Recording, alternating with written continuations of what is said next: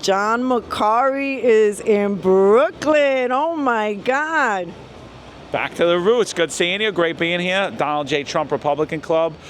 President Jimmy Wagner. He just hosted a great event with Naomi Wolf, Dr. Naomi Wolf. And we had a ton of candidates, city council, Brooklyn Borough president, comptroller, and it's really important. It's great seeing New Yorkers, especially people from Brooklyn, getting out and getting in the fight, pushing back at the far left, progressive, socialist, whatever you want to call it, but pushing back against the machine, pushing back even against the Republican Party, because you even hear stories in here, independent grassroots candidates pushing back from these totalitarian dictates, getting out there and really engaging with the community. And I think the bigger thing even than that is we have people here, grassroots people who care, that want to get out and vote, and they still care about this city, and they care enough to get out and fight and get these people elected. So a pleasure being here, So I've got a couple of questions.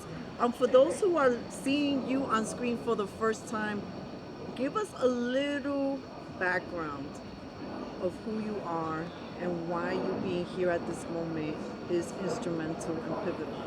Yeah, absolutely. I mean, I'm a kid from Brooklyn. I grew up on Bensonhurst. I grew up on 68th between 20th and 21st, right down the block, not too far from where we stand right now. These are my roots. My family's from here. All my family's buried throughout the cemeteries in Brooklyn and Staten Island. And this time, it really is, not to be like, not to push how big it is, but it's a pivotal moment in New York City history. And I really think it's 1776. It's people getting involved in civics. It's people that were once uninformed, like myself, like you. I was just going along with the mainstream media, what I was told. I believed what my politicians told me. I believed in the court system. I believed in our laws. And I watched it all turn against us during COVID. I watched us get shut out. I watched our churches shut us out. Everything that I was brought up to believe in, that this city raised me in, a product of public schools, a product of this entire environment, this diverse environment, organically diverse environment of people that we didn't force it on each other. And all of those morals that I was taught to care and love people and treat people how you want to be treated, it just stopped cold. And I couldn't believe what happened. And I'll never forget that time, and it was a horrible time in history, and I think that's why it's so important what we're doing now, what the Donald J. Trump Republican Club's doing, what Jimmy Wagner's doing, getting grassroots candidates out, and what we're doing to help push the message, as well as what the residents of Brooklyn and throughout the city are doing to say, you know what, I had enough. I'm done. I had enough of this. I want change. I want to see something different. I want my representatives to represent me. I don't want them sitting in an office telling me dictates. Absolutely. And people in New York are waking up.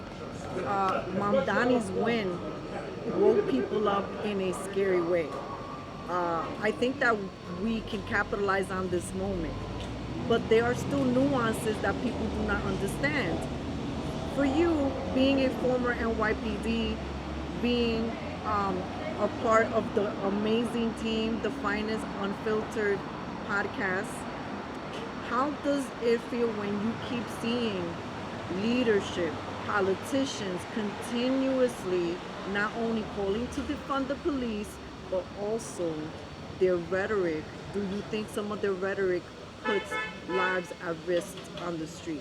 I think, I don't think I've heard a strong public safety platform from anybody other than Curtis Sliwa. Jim Walden, who unfortunately is not polling that low, he has a great public safety platform as well.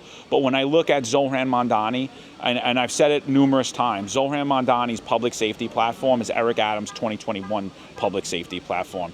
And it's actually even a little better than Eric Adams, because what Eric Adams said was that he was going to lower the overall headcount of the NYPD. And he did that successfully. What we just came to find out is that 14,500 New York City officers, new NYPD officers, have left the force in the last 4.5 years. Eric Adams been the mayor just short of 4 years. So, I mean, it falls solely at his feet. What does that mean when officers are less? You have less officers. It means you call 911. You need somebody there. Your response times are going to be much longer. The officers, when they're there, they have other jobs that they're waiting to go to because it's a diminished force, it's a diminished, demoralized force, and now the quality of service that you're getting from that officer is in the toilet. You know, so like what type of city do you want? Do you want a customer service environment when you go to call 911 when in those horrible times? You know, cops get a bad rap, and I understand it because we come in the bad times. You know, we come at your worst time. You know, we enforce law too, but you have to look at it. You're paying for this service. It's a service that you pay for, and what kind of service do you want? Do you want the service when you call the phone, they don't pick up? Or do you want the service that they call, they pick up, and they're accountable to you, and they're there for you? And so right now, I don't hear a clear message from anyone on the left, not Andrew Cuomo, not Eric Adams, not Zohran Mamdani, how they're going to attract candidates, quality candidates, people from this city that want to police this city and want to be police officers here and actually retain the experience. Those 14,500 cops that we lost, it's going to take decades to replace their experience. The experience is invaluable that's lost. Like myself, I should still be on the force. I wanted to stay on the force. I wanted to be on the force until I was in my 60s. But but the policies of this city and these politicians forced not only me but thousands like me out, and it's wrong. And I don't see anyone on the left trying to change that. Curtis Sliwa has said he would change that. That's why I support Curtis Sliwa. Well, you know, we still have the word Republican still sends shivers down people who are just convinced that Democrat is the only way. But people are seeing that even though the streets do look cleaner now that Donald Trump is is in office, but there's a lot of undercover crime, and there's still the snatching up and in some ways even dangerous, because now people are like, they don't know where the crime is gonna come from. How do you see Zohran's, let's say, response after we had the most recent tragedy with the NYPD? Rest in peace to the officer that unfortunately died that day in the city. Yeah, so we had a tragic murder. 4 people lost their life. You know, a young girl just starting her life out, a CEO that was just growing and prospering in her career, a security guard who was out there, and then Officer Dieter al-Islam was also murdered that day by a maniac.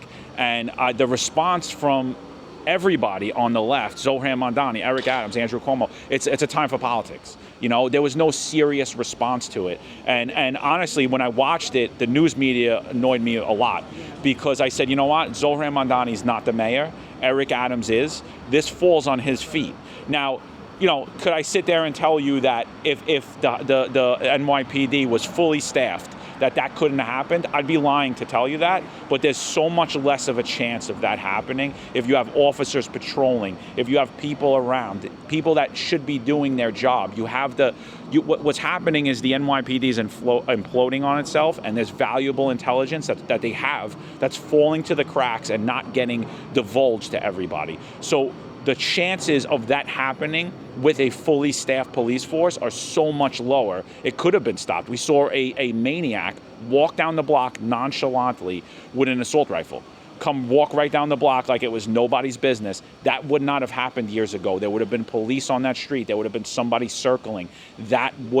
He would have faced force used against him on that street prior to entering that building. What would be your message to New Yorkers and maybe people in Brooklyn who are obviously not liking the choices on the Democrat side, but maybe they're tepid in defense? And any advice? Yeah, I mean, I think, you know, I'll just go with the advice that I give myself and I give everybody. I don't care if you're a Democrat, a Republican, a conservative. I don't even know what I am. I don't even know how I align. I vote for people based upon people. Take away the Republican and the Democrat, vote for the best candidate, right? And what I see right now, the best candidate with the best chance to win and defeat this progressive, leftist, socialist, ultimately Marxist, authoritarian mindset is Curtis Sliwa. And that's what it is. Vote for the man. or the woman, not the R or the D. Those things don't matter. Vote for someone that's going to be accountable for you, someone that you could reach out to, somebody that cares, that has a heart, not someone that's going to shut you out and say, oh, you didn't do this? We're going to starve you. We're going to throw you out of the city. We don't want you here. These people work for us, and you should be voting for the person that you believe will be held accountable and that will allow you to hold them accountable. Amen. Plug your podcast again, please, and anything you'd like to share. Yeah, check it out at The Finest Unfiltered on YouTube. You could find us www.thefinestunfiltered.com. And, we got a wide cast of characters and, just a bunch of guys that were either terminated by the NYPD, retired from the NYPD, and we're just giving back through giving honest news, and we're just trying to make waves in the media to give our own opinion and try to bridge the gap between the divide with the community and cops, and also see the inner workings of a cop's mind, allow the public to see that, how we think about situations, how we think about politics, how we think about legislation. So if you're into any of that, check it out. Appreciate you. Cafecito break, always a pleasure. Thank you.